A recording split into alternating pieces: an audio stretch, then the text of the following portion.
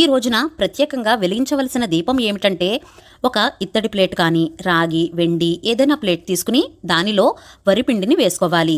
ఆ తర్వాత పంచదార యాలుకలు మిక్సీలో వేసుకుని దాన్ని పౌడర్గా చేసి ఆ పౌడర్ను ఈ వరిపిండిలో వేసి కలపాలి. ఇలా కలిపిన తర్వాత ఒక గుంటలా చేసి దానిలో ఆవు నెయ్యిని వేసుకోవాలి.